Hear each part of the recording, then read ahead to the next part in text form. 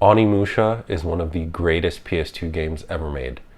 They're making a Netflix show about it, and you need to watch it. For those of you who aren't familiar with Onimusha, it is a 4-game-long Japanese horror survival series with a couple of spin-offs along the way. Each installation in the series allows you to take control of a samurai or some other Japanese-inspired hero as you rid the world of the evil Genma trying to take control of medieval Japan. And as you probably guessed already, this is my favorite PS2 game ever made, as evidenced by all 4 of the original games behind me, alongside the Smash Bros. Ripoff on my far left. It is a fantastic series, and when I heard that they were making a Netflix show about it, I knew I had to talk about it on my channel. So, for hardcore fans like me, it has been 17 years since the last installment of the game. That would be Onimusha 4 right over there, or Dawn of Dreams. And since that time, I have been dying to find out exactly what happened to our cast of characters. And that's when I saw the trailer for the Netflix series.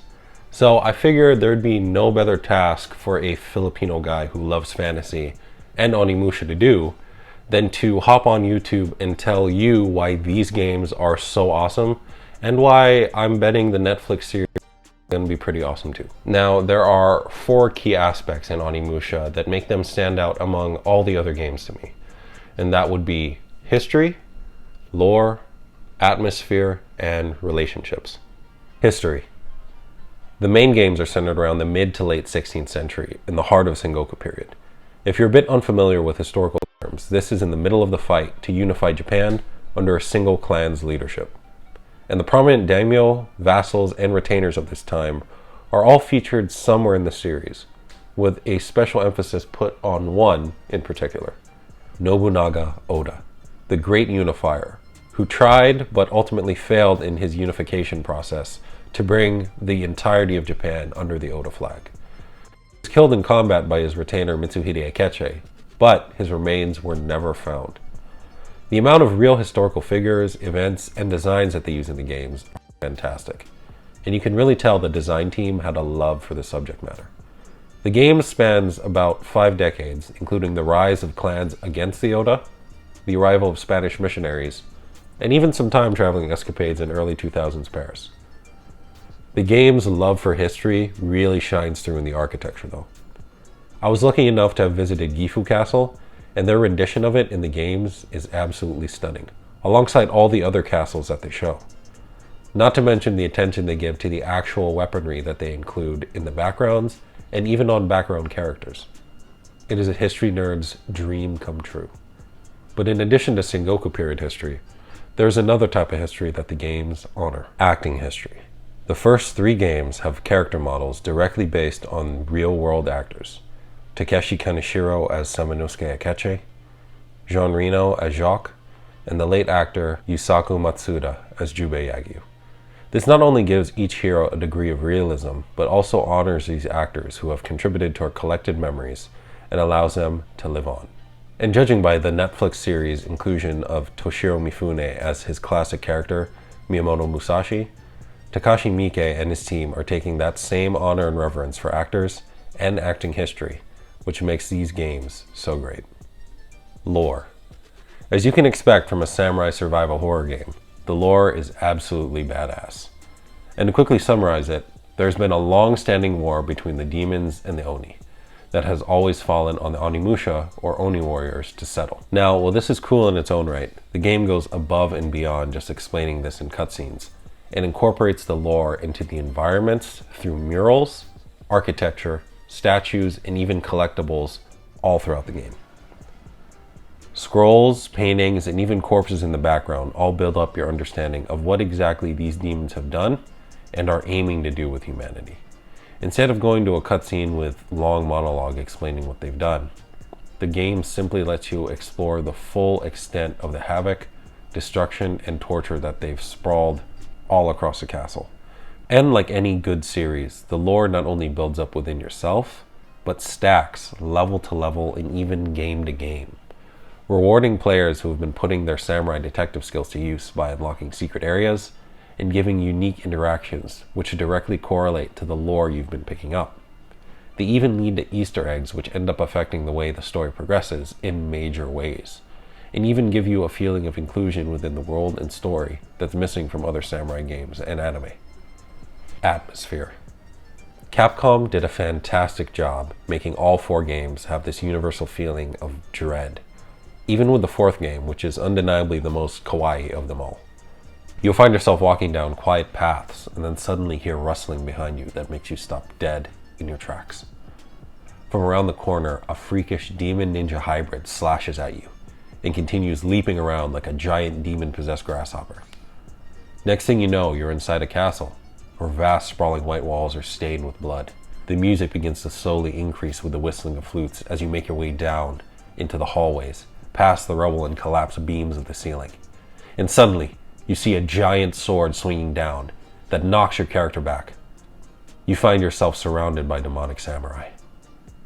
The unease and fright is palpable. And that feeling never lets up and even gets better in every installment, and sets your expectations that you are very likely to die. So, you better make the best of what you have at your disposal. And it's this uniform dedication to atmosphere during these tense situations that makes it clear that these game designers have a huge love for Resident Evil, Onibaba, and Kwaidan.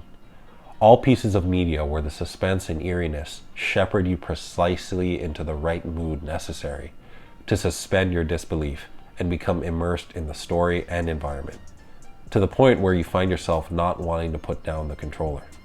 Relationships.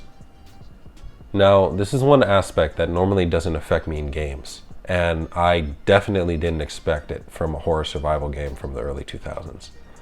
But the interactions, dialogue, and especially the co-op battles all allow you to form relationships with your allies that feel so incredibly intimate and nuanced that they lead the game to a degree of investment that is absent from most other games. There is one key example that demonstrates this point better than any other. If you haven't played the games yet or don't want any spoilers, just skip ahead. But for the rest of us, listen up. In Onimusha 2, our main character Jubei meets a drunkard monk named Eke. Now, if you take the time to present him with gifts and help with tasks, you'll notice that he begins to come to your aid and fight alongside you. Tougher enemies that you can't handle on your own slowly become more manageable with Eke at your side. Eventually, as you progress, you'll find yourself in a demon-infested gold mine, where Eke gleefully agrees to save a peasant's daughter in hopes of getting some manko later. This leads you to make your way through the demon world and into Gifu Castle, where the first game took place. As you find yourself immersed in the heavy, sinking feeling of despair that the blood-soaked walls emit, you and Eke battle a huge demon. Through holy blessings from Eke and magic attacks from your sacred Oni weapons, you both slay the brute and find a baby girl nearby. She's unharmed. The peasant suddenly rushes in and picks her up, thanking you both for saving his daughter.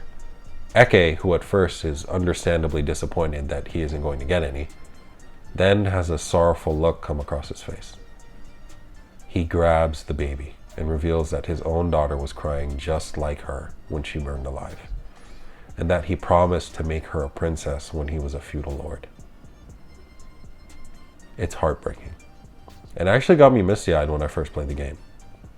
But like I said, each character you interact with builds a deep relationship with you and gets you invested into their own personal stories, in addition to the overarching one that's taking place. It's simply beautiful and makes the time fighting alongside and bonding with each character feel so rich and worthwhile. Conclusion.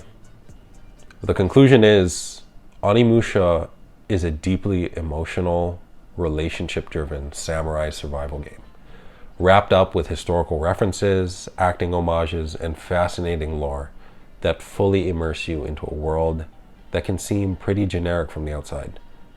And based upon the trailer for the new Netflix series, those same aspects have been carried over to a story that picks up exactly where the last game left off. If you haven't played Onimusha, you need to. They're terrifying, action-packed, and heart-wrenching, and I guarantee they'll leave you pumped and ready to watch the new Netflix show. And speaking of, you absolutely need to go watch the Netflix series. I haven't even watched it at this point, and I can tell that Takashi Miike and his team have reignited that same spark that made the PS2 games so fantastic. And stay tuned, because I'm thinking of doing a series where I go over the story and lore of the 4 main Onimusha games leading up to the series release on November 2nd. So don't forget to like and subscribe below, and drop a comment to let me know if you've played the games and what you think about the series that's coming up. I'd love to hear it. But until next time, this is Marshall, signing off.